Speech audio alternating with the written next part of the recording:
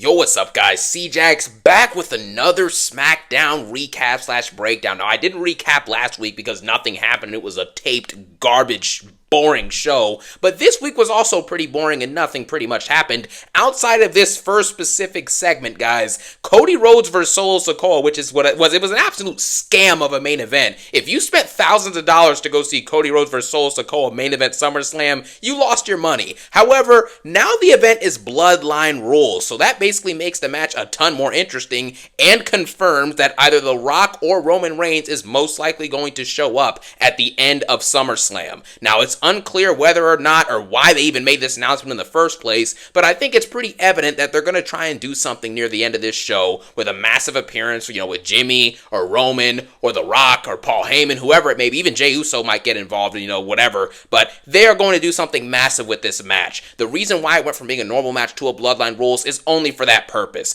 This opening promo, though, with Cody and Solo, Cody actually gave a decent promo at best. This promo was nothing special. It wasn't great. It was honestly mid, actually. It was a pretty mid promo, right? And you're probably wondering, why are you so happy that Cody cut a mid promo? And I'm happy it's mid because mid is better than bad, which every Cody Rhodes promo in the last couple months has pretty much been bad. Now, I need to make one thing clear before I say this theory of what I think will happen at the end of tomorrow's SummerSlam, right? There's a difference between what I think should happen and what will actually happen. So let me give you what I think should happen at the end of this SummerSlam pay-per-view, okay?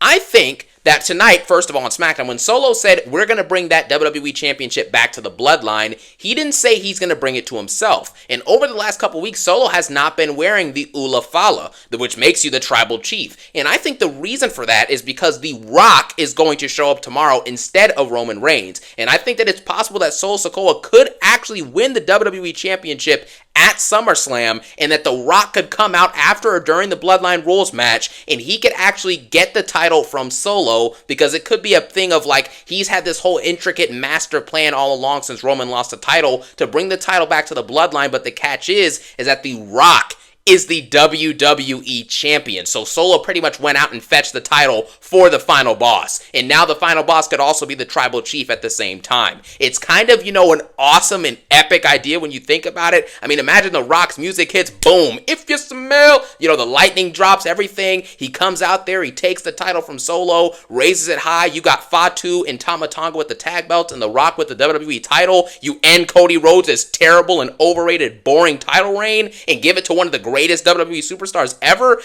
This is perfect. It's a perfect way to end it. But what's actually going to happen at the end of this show is most likely Roman Reigns is going to come back, which is still going to be epic. Roman Reigns, one of the greatest of all time. Once he comes back, though, I think he actually helps Cody Rhodes win the title, inadvertently or advertently. He might do whatever, it doesn't matter. Cody Rhodes will walk out as champion if Roman Reigns returns. And I think we see Jimmy Uso as well. I think we see Paul Heyman come back. And I think it's going to be a very, very fun ending to the show. It's going to be pretty awesome no matter what happens. If it's Roman Reigns, it's amazing. If it's The Rock, it's amazing. Either way, it's going to be absolutely awesome to see one of those two legends come back. It's going to be absolutely great. And then fast forwarding to the end of the show, which is the other thing that really mattered, because like I said, nothing happened on this Smackdown episode before SummerSlam, okay? Nothing really matters. It's all pretty much boring slog. But the tag team of DIY, we don't have the titles. They're done, right? They had a 3-week reign as tag team champions just to get jobbed out by Jacob Fatu and Tama Tonga and lose the tag team belts in 3 weeks, and they barely had any TV time in those 3 weeks. So their reign was an absolute waste. Tama Tonga and Jacob Fatu getting the belts is best for business, though. It's best for the Bloodline story. It's more interesting because they're just more interesting wrestlers and characters than DIY is right now and probably will ever be. So it's just a fact of life, as LA Knight would say, okay? There's nothing you can really do about it, and I think it does put the thought in your head that Solo might win that WWE belt, man. They might do a rehash of how the Usos had the tag belts and Roman had the WWE belt when he was the Tribal Chief. I think they could actually do that with Solo and have Solo be the WWE Champion and have Tama Tonga and Fatu hold the tag belts, man.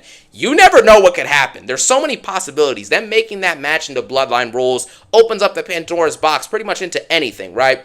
But that's enough with the Bloodline. That was the only thing that really mattered and was meaningful. It was anywhere near being good on this show. Because after that, we got LA Knight and Logan Paul. They pretty much did their segment. LA Knight basically stole Logan Paul's prime truck. And honestly, nothing really happened. It was a fun segment. LA Knight came out and talked for a bit. LA Knight, we also got roasted by Logan Paul a couple times as well. Logan Paul was talking about, oh, well, LA Knight never made it. He never did anything, and he's a tryhard and all this stuff. That match is going to be fun. I really hope LA Knight wins. As for Bayley and Nia Jax, that whole feud, they literally had absolutely no time for them on the show. They did nothing on the show, other than the fact that Tiffany Stratton got a brand new Money in the Bank briefcase from Nia Jax. So, there's that. That I guess that's cool. It fits her character, it fits her persona, so that should be fun. I think Nia Jax is going to win the WWE title. Sorry, I just slurred that up. Sorry, man. The WWE Women's Championship, my bad. And I think after that happens, Tiffany Stratton will not cash in yet. It will happen probably in a few months, but not yet. And then after that's done, I don't really know what happens next with the WWE Championship picture for the women's, and I don't really know what happens next with Bayley. I'm assuming nothing.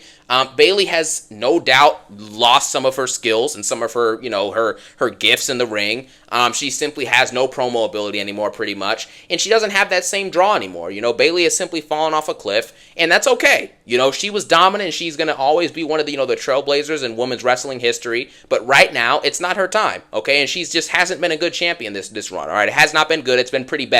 So, accept it, move on, get ready to see Tiffany Stratton, Nia Jax, probably Charlotte, Bianca Belair, and a couple others will be in the title picture. Speaking of Bianca Belair and Jade Cargill, they lost a tag team championship match tonight, and Blair Davenport came out there and helped cost them the match versus Isla Dawn and the Fire one. This match was a botch fest, and it was pretty boring. Blair Davenport can barely get up on the ring apron for some reason. Jade Cargill was botching a couple moves left and right. Though the redhead girl from the Isla Dawn, Alba Fire, whatever, she doesn't really know what she's doing out there, in my personal opinion, but, she has time to grow, right? Triple H said they're super talented, so that's definitely why they gave them the belts. They definitely didn't give them the belts because it was in their hometown, and that was the only time they'll ever get a pop in their careers or anything.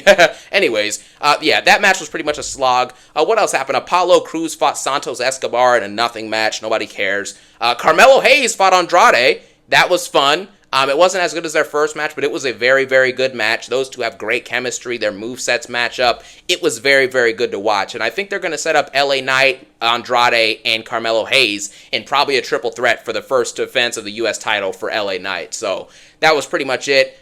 Nothing else really happened on this show, guys. Like I said, this is going to be a nice, quick review. SummerSlam's tomorrow night, so expect a recap/breakdown for that as well. Hopefully it's not a rant because the show sucks. I will say, though, looking at that card, the only thing that I'm genuinely excited to see is LA Knight win the U.S. belt, Braun Breaker potentially win the IC belt, and then obviously to see Roman or Rock at the end. Other than that, I don't really care for CM Punk and Drew McIntyre right now. I don't think CM Punk's going to make it through the whole match without getting hurt. Liv Morgan versus Rhea Ripley, I just don't really care. Even if Dominic wasn't involved in the storyline, I don't care, man. Nobody cares. Then you also have, Gunther and Damian Priest. Really, bro? You know what I mean? Damian Priest is probably going to retain, and even if he doesn't, it doesn't really change a lot. It just means that we're not going to get a terrible promo every week from Damian Priest as champ. So yeah, we'll see what happens tomorrow, but quick breakdown for SmackDown. Nothing really happened. Nothing matters except the bloodline. It's kind of the same thing it's been for WWE for the last, 2 or 3 years, but you know what I'm saying? But anyways, that was SmackDown. Let me know what you thought about it, and I hope everyone has a phenomenal day.